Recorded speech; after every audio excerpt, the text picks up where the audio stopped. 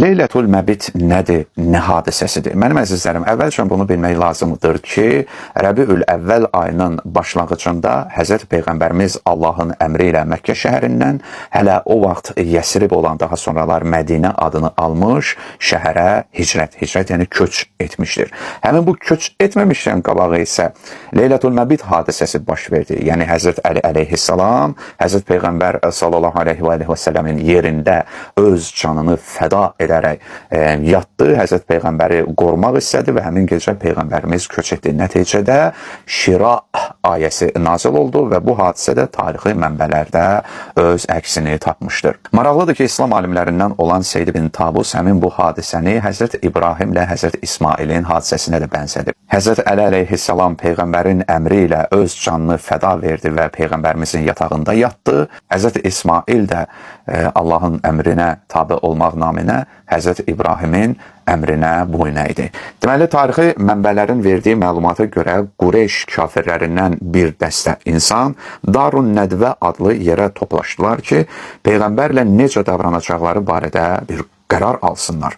Bu iclasda qərara alındı ki, hər qəbilədən bir nəfər seçilsin və gecə zamanı Peyğəmbərə hücum çəkərək toplu şəkildə onu evində öldürsünlər. Çünki bu halda onun qanı bütün qəbilələr arasında bölünəcəkdir. Peyğəmbərin ailəsi və qan sahibi olan Bəni Haşim bütün Qureyş tayfaları ilə vuruşa bilməyəcək, qan bahası, yəni diya almaqla razılaşmağa məcbur qalacaqlar. Yəni, əgər bir nəfər geçsəydi Həzrət Peyğəmbərimizə suiqəst edib onu öldürsəydi, nəticədə həmin adam müttəhim olunacaqdı və bu problem də bu adamla olacaqdı. Lakin qərara aldılar ki, qoy çox qəbilələrdən, yəni hər qəbilədən bir nəfər olsun, bunlar birləşsinlər, Həzrət Peyğəmbərimizə hücum çəkib onu qətlə yetirsinlər və nəticədə də ki, Həzrət Peyğəmbərin qatili kim olacaqdı ki, o qədər qəbilələrlə kim baş edə bilərdi ki? Elə qan pulu da alarlar, məsələ bağlanar. Bu qərardan sonra Cəbrail Həzrət Peyğəmbərə nazil oldu və onu müşriklərin planından xəbərdar etdi. Buna görə də Peyğəmbər müşriklər gəlməzdən əvvəl Mədinəyə getmək üçün evini tərk etməyə qərarına gəldi. Mənim əzizlərim, bir çox tarix kitablarında, hətta bu məsələnin təfsiri ilə əlaqədar qeyd olunan nəqillərdə də çoxlu məlumatlar var. Yəni, mövzu eynidir, lakin hadisənin təfərrüat və incəliklərində fərqlər var. Nəzərinizə də çatdırım ki, həmin zaman Həzrət Əli əleyhissalamın 22-23 yaşları olardı. Yəni, gənc, dəliqanlı bir oğlan idi. Əlamə Məclisinin nəqlinə əsasən Peyğəmbər Əliyə belə buyurdu: "Müşriklər bu gecə məni öldürmək istəyirlər, mənim yatağımda yatarsan."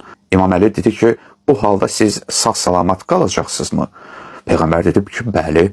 İmam Əli təbəssüm etdi, şükür səcdəsi yerinə yetirdi və başını səcdədən qaldıranda dedi: "Tapşırıldığın işi yerinə yetir ki, gözüm, qulağım və ürəyim sənə fəda olsun." Peyğəmbər əlini qucaqladı və hər ikisi ağlayaraq bir-birindən ayrıldılar. Müşriklər gecənin əvvəlindən Peyğəmbərin evini mühasirəyə almışdılar. Gecə yarısı hücum etməli idilər, lakin Əbu Ləhəb dedi ki, bu vaxt evdə qadınlar və uşaqlar var. Sonradan ərəblər haqqımızda deyərlər ki, əmi oğullarının evinin hörmətini qırdılar. Onlar yataqda yatmış Əlinin üstünə daş atdılar ki, yataqda kimsənin yatdığına əmin olsunlar və onun Allahın elçisi olduğuna heç bir şübhələri də yox idi. Səhər evə hücum edəndə Əlini Allah elçisinin yatağında görəndə dedilər: "Məhəmməd hardadır?" Həzrət Əli cavab verdi ki, "Məyər onu mənə tapşırmışdınız ki, məndən də istəyirsiniz? Elə bir iş gördünüz ki, o evi tərk etməyə məcbur oldu." Bu zaman Həzrət Əlinin üstünə hücum çəkdilər, onu incitdilər, sonra evdən çölə sürüyüb döydülər. Bir saata Məscid-ül Həramda zindanda saxlayıb, sonra isə sərbəst buraxdılar. Başqa bir rəvayətdə isə gəlib ki, Əli əleyhissalam onları qılınclarını sıyırıb özünə tərəf gəldiklərini görəndə bir plan qurdu və hamının qarşısında olan birinin qılıncını əlindən aldı və onları özündən uzaqlaşdırdı. Onlar dedilər ki, bizim səninlə işimiz yoxdur, amma denən Məhəmməd hardadır? Həzrət Əli isə cavab verdi ki, mənim onun haqqında heç bir məlumatım yoxdur. Sonra Qureyşlilər Peyğəmbəri axtarmağa başladılar və sonra Peyğəmbərin həmin köç hadisəsi olur. İndi isə gələk Şira, yəni Leylətul Məbit ayəsinə. Bu isə əzizlərin Bəqərə surəsinin 207-ci ayəsidir. Ayədə oxuyuruq: وَمِنَ النَّاسِ مَنْ يَشْرِ نَفْسَهُ اِبْتِغَاءَ مَرْضَاتِ اللّٰهِ İnsanlar arasında elə kəslər vardır ki, Allahın razılığını qazanmaq üçün öz canlarını satarlar. Yəni fəda edərlər. Daha sonra deyilir ki, vallahu raufun bil ibad. Allah Taala bəndələrə mehribandır. Əllamə Təbətəbai Əl-Mizan təfsirində yazır ki, bir çox rəvayətlər Şira ayəsinin Leylətul Məbit hadisəsi haqqında nazil olduğuna dəlalət edir. Mötəzilə alimi İbn Əbil Hədid Nəhcül Bəlağənin şərhində bildirir ki, bütün təfsirçilər bu ayənin İmam Əlinin şənində və Leylətul Məbit hadisəsi ilə bağlı nazil olduğuna inanırlar. İstər Şiyə, istərsə də Əhl-i Sünnədən olan alim və tədqiqatçılar sözü gedən ayənin Həzrət Əliyə aid olduğuna etiqad ediblər.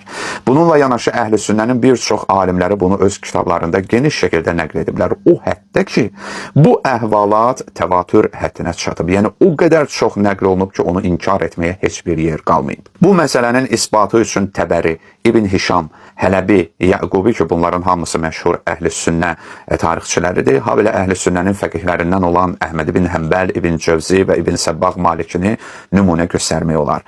Əllamə Əminini ki, tanıyırsınız, Əl-Qədir ensiklopediyasının müəllifidir. O, bu kitabın 2-ci cildində adı çəkilən ayənin izahında Əhl-i Sünnənin 18-ə yaxın məşhur mənbəsini qeyd edib ki, onların hamısı bu ayənin Həzrət Əlinin şəninə nazil olduğunu etiraf ediblər. Bəzi Əhl-i Sünnə alimləri də var ki, bəzi rəvayətlərə istinad edərək bu ayənin Əbu Zər Ğifari, Süheyb ibn Sinan, Əmmar Yasir və onun valideynləri, Xəbbab ibn Ərət və Bilal Həbəşi kimi şəxslər haqqında nazil olduğunu da irəli sürüblər.